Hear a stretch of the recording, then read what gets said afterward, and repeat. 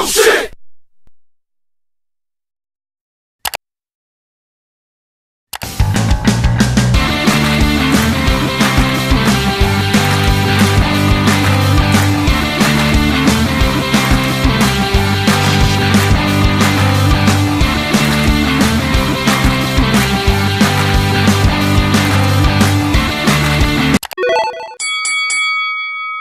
Salut à tous et bienvenue dans Pourquoi en fait c'est bien, l'émission qui revendique ses goûts douteux et qui se bat pour eux. Alors en ce mois de décembre où Disney s'apprête à nous balancer un nouvel épisode de Star Wars, j'avais envie de faire une petite exception dans l'émission et non pas de parler de quelque chose qui est finalement d'un goût douteux, mais qui est plutôt d'un goût très raisonnable et qui est même apprécié de tous, mais qui commence à être doucement mais sûrement grandement oublié. Le diptyque Clone Wars en animation traditionnelle. En effet, pas beaucoup de critiques sur celui-ci, il y en a bien quelques-uns qui disent ça, mais même ça ne les dissuade pas de regarder. Bref, ce diptyque Clone Wars, qu'est-ce qu'il raconte? Eh bien, pour la faire courte, en 2002, alors qu'il vient de sortir l'Attaque des clones et qu'il prépare déjà la revanche des Sith, George Lucas se rend compte qu'il a perdu beaucoup trop de temps dans les deux premiers volets de sa nouvelle trilogie, et qu'il n'aura pas le temps de traiter la guerre des clones, ou la guerre noire en VF, et il décide dans un élan de bon goût qui aura surpris tout le monde à l'époque, de transformer cette guerre des clones en série d'animation, série qui sera confiée à l'ultra célébré auteur du Laboratoire de Dexter, Les Super Nanas et Samurai Jack, Genndy Tartakovsky, qui mettra donc en image dans cette série animée comment, tel un feu, à travers la galaxie, la guerre des clones se propageait,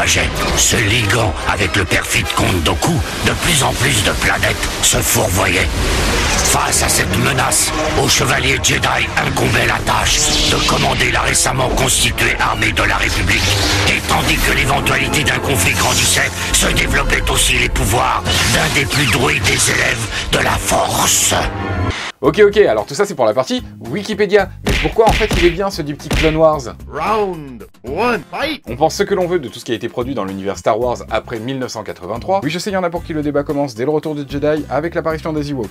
Donc, on a tous notre avis sur la prélogie, les nouvelles trilogies de Disney, les spin-offs, les dessins animés ou les téléfilms avec les Ewoks. Tout le monde est d'accord pour dire que c'est différent. Au milieu de tout ça, il n'y a qu'une seule production qui a été célébrée par tous les publics pour son retour aux sources, et c'est donc ce Clone Wars. En moins de 2 heures, ce diptyque Clone Wars retrouve ce qui faisait l'âme et la sève des premiers Star Wars. Et ce, en partant pourtant du décorum et des personnages de la prélogie, dont encore une fois, on pense ce que l'on veut, mais c'est un fait, c'est très différent de la trilogie classique. Il y a de toute façon tellement d'écoles différentes que maintenant il y a des gens qui détestent, mais vraiment qui détestent la trilogie classique, mais qui adorent la prélogie. Même si on sait aujourd'hui que la qualité de la trilogie d'origine n'est pas uniquement due aux efforts de Lucas, mais à l'apport et au conseil de nombreux intervenants, que ce soit Spielberg, Kasdan ou même encore Francis Ford Coppola, il n'empêche que Lucas a imprimé dans les prémices de sa création un principe simple et qui est resté jusqu'à la fin de la première trilogie et que l'on pourrait appeler le patchwork culturel. Les films de samouraï de Kurosawa et les westerns de Ford et Leon sont aussi souvent convoqués que le mythe arthurien ou la BD franco-belge dans cet univers tout droit sorti d'un hommage aux comics et aux feuilletons de Flash Gordon.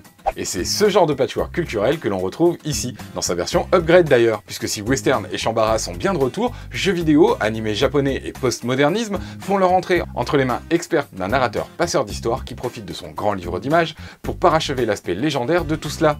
Ici, les excès que permettent le dessin animé servent à des envolées épiques plus folles qu'aucun autre film de la saga ne se l'était permis jusque-là, soit par manque de moyens techniques, soit par manque d'imagination selon les périodes de confection. Dans cette série, certains segments, quasiment muets, racontent dans d'élégantes chorégraphies ce que Star Wars a toujours suggéré ou promis. L'emblème mystérieux de Boba Fett devient ici celui d'un être organique et tentaculaire. Vous aviez aperçu un droïde parmi les plus importants chasseurs de primes de la galaxie, eh bien sachez qu'il fut membre d'une caste de chevaliers droïdes. Les chevaliers Jedi de la nouvelle trilogie sont adeptes du saut périlleux, de la pirouette et de la cabriole, eh bien sachez qu'en plus de tout cela, en 3 minutes de badassitude totale, ils peuvent réduire en miettes un bataillon de droïdes. Et je ne chercherai même pas ici à évoquer le duel au sabre laser sous une pub battante qui conclut le premier volet de la saga, parce que honnêtement, les mots me manquent. Round 2, fight! Au final, en moins de 2 heures sublimes, ce diptyque Clone Wars réussit même, au travers de son cliffhanger de fin, un exploit surprenant. Donner l'envie à n'importe quelle anti-prélogie de découvrir l'épisode 3, la revanche des Sith, ne serait-ce que pour avoir la conclusion de l'histoire qui vient de le laisser en suspens. Final round, fight! En 2003, le choc de cette prod est tel que les fans réclament à corps et à cri une suite qui ne viendra jamais, Lucasfilm ayant choisi de retirer les rênes de la guerre des clones à Tartakovsky pour les confier à Filoni à partir de 2006. Durant ces dernières années, de son côté, l'instigateur de cette fabuleuse guerre des clones a lui réalisé sa meilleure série, Symbionic Titan, et ça sera un échec monstrueux, vu le retour de deux de ses créations sur les écrans, Super Nana et Samurai Jack, et peine à réaliser sur grand écran d'authentiques projets personnels, se contentant, en attendant la sacralisation publique et critique conjuguée, les sympathiques Hôtel Transylvania. Voilà, contrairement à d'habitude, j'espère ne pas avoir partagé du mauvais goût, mais avoir partagé l'envie de découvrir une œuvre qui mérite d'être encore célébrée. Si c'est le cas, n'hésitez pas à faire tout ce qu'on fait sur ce genre de plateforme, liker, commenter, partager, s'abonner, sonner la petite cloche, et puis moi je vous retrouve bientôt pour de nouvelles vidéos, et d'ici là, je laisse le mot de la fin au plus grand des chevaliers Jedi.